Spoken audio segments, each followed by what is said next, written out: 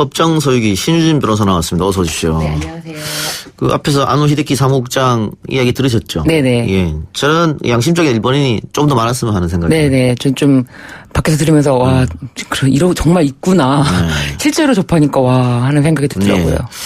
그리고 우리에게도 많은 교훈을 주는 것 같습니다. 네네. 살아 그렇죠. 계시는 우리 징용군들 그분들을 먼저 생각해야 된다 이런 네. 말씀을 주셨던 거 다시 한번 감사드리고. 자, 오늘이 일본군 위안부 기림일입니다. 네. 동시에 일본군 위안부 문제 해결을 위한 수요 집회가 오늘로 1,400회를 맞았는데 네. 세계 12개국에서 동시에 개최됐다고요? 네, 이게 지금 1991년도에 김학순 할머니가 내가 살아있는 증거다라고 하면서 이 예. 증언을 통해서 이런 날을 기리자 해서 매주 수요일마다 수요 집회가 열렸고 그로부터 지금 27년간 계속 지금 이어지고 있고요. 그런데 또 2017년에는 오늘을 일본군 위안부 피해자 기림의 날로 지정을 해서 예. 지금 2년째 지금 행사를 하고 있는 날인데 겹쳐가지고 오늘 굉장히 거대하게 지금 집회도 됐고 광화문 지금 일본 그 대사관 앞에서 예. 행사를 했고 그리고 또 백범 김구 선생 기념식에서도 행사를 했고 뭐 각 지역에서 뭐 강동구에 있는 데서도 행사를 했고 예. 뭐 소녀상 있잖아요. 그거를 또 이제 새로 건립하고 이렇게 하는 거를 여러 지역에서 됐고 세계에서도 예. 각 지역에서도 메시지를 보냈다고 합니다. 네. 지금 1,400회를 했고 27년 동안이나 했는데 네. 아직도 일본 정부는 제대로 된 사과를 하지 않고 있습니다. 그러니까요. 이 부분에 대해서 일본 정부 차원에서는 전혀 지금 입장문을 내놓지 않고 있기 때문에 우리가 지금 이런 상황까지 대치 상황까지 왔는데 지금 좀 전에 출연하신 그 교수님처럼 그렇게 양심적인 일본인이 개인적으로 이렇게 발언을 하신다는 건 큰 용기라고 생각합니다. 그렇습니다. 예. 오늘 문재인 대통령도 기림의 날 메시지를 전했었는데 네. 어떤 메시지였습니까? 네.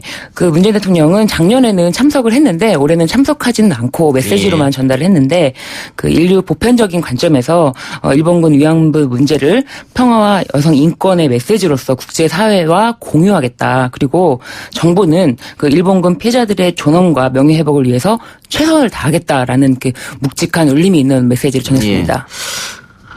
다른 얘기 해보겠습니다. 이재명 경기도지사 1심에서 무죄를 선고받았었는데 네네. 오늘 검찰에 항소심 구형이 있었는데 1심과 똑같이 했다고요? 그렇죠. 1심에서 무죄가 선고되면은 사실은 검찰에서는 웬만하지 않고선 자동적으로 항소를 하게 돼 있어요. 예. 그래서 항소를 정말 하지 말아야 될 거는 또 보고서를 씁니다. 예. 근데 그 보고서를 쓸 때 좀 웬만하면 항소를 할 수 있게 해달라라고 해서 왜냐면 아예 항소조차 못하게 되면은 1심에서부터 기소 자체가 완전 잘못된 거 아니냐. 예. 그러니까 법원에서 판단해 보니까가 아니라 아예 기소가 잘못된 거다라고 좀 거세게 좀 지탄을 받기 때문에 항소는 합니다. 그렇기 예. 때문에 1심과 동일한 논리로 동일한 구형을 한 거죠. 예. 네. 결심 공판 언제 이루어집니까? 2심? 결심 공판이 언제 이루어지는지 제가 예. 지금 너무 오늘 차가 막혀서 급하게 오늘 그랬어요? 확인을 못했는데 예. 다음 달 초쯤에 열린다고 합니다. 네. 알겠습니다. 드루킹 사건도 오늘 있었네요? 네, 오늘 선고가 있었습니다. 예. 제가 이거 선고를 보면서 오느라고 오늘 1심보다는 6개월 정도 줄었어요. 그래서 3년이었는데 3년 6개월이었는데 3년으로 줄고 다만 그 정치자금법 위반은 똑같이 선고가 됐습니다. 예. 네. 6개월이 줄은 이유는 있을까요?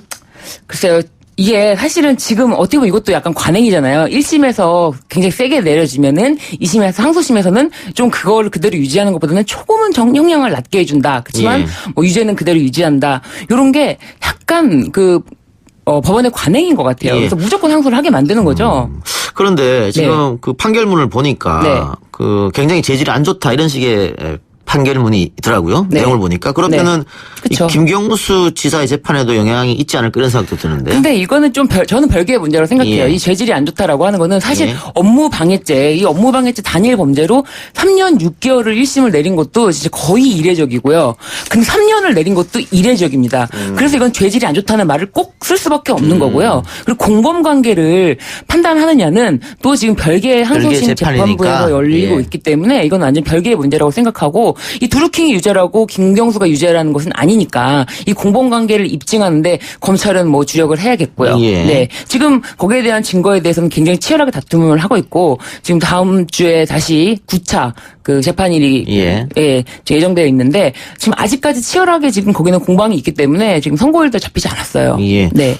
또 하나 중요 재판이 있었는데요. 네. 세월호 참사 관련 보고를 조작한 혐의로 재판에 넘겨진 김기춘 전 대통령 비서실장. 네. 징역 1년에 집행유예 2년이 네네네. 선고됐네요. 네. 사실 이게 지금 허위 보고라는 건데, 그래서 허위 공문서 작성죄라는 게 있어요. 그러니까 이게 공문서가 아니라 사문서인 경우에는 뭐 아무리 내용을 거짓말을 써도 이거는 사실 뭐 아무 죄가 되지 않지만 공문서예요. 국회에다가 보고하는 공문서에다가 허위 내용으로 제대로 지시를 했다, 제대로 보고를 했다 이런 식으로 청와대에서 이렇게 했다, 지시를 내렸다 이런 식으로 보고를 허위로 막 작성했다는 거죠. 근데 이런 것에 대해서는 지금 다 알고서는 허위라는 사실을 알고서는 인식하고 이렇게 국회에다가 보고를 했기 때문에 이 부분에 대해서는 유죄가 나온 거죠. 예. 네. 그러니까 이 문제에 대해서 법원이 유죄를 인정했다고 하는 것은 네. 당시 청와대가 책임을 회피하면서 국회와 국민을 속였다. 그렇죠. 이렇게 본 거죠. 네, 국회와 국민을 속였다.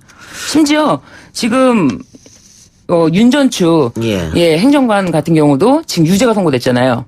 네, 물론 집행유예긴 하지만 예. 그 국민을 속였다는 것에 대한 그 위증인데 그 탄핵에서의 위증인데 국민을 속였다는 것에 대해서는 거의 용서할 수 없다. 이거 정도는 거의 와 이렇게 어떻게 지금 가장 중요한 전 국민이 보고 있는 재판에서 위증을 하느냐 이렇게 해서 그 부분에 대해서도 집행유예지만 실형을 선고했습니다. 예. 네. 그것도 어쨌든 임명직 이긴 합니다만 공무원이니까. 네, 그렇죠. 공무원은 국가와 국민의 봉사할 의무가 있거든요. 네. 그걸 어겼다 이렇게 네. 하면서 법원이 판단한 것 같고요. 네. 알겠습니다. 오늘은 조금 시간이 짧습니다. 네네네. 예, 양해해 주시고 다음 주에 네. 많이 합시다. 네네. 수고하셨습니다. 네, 감사합니다.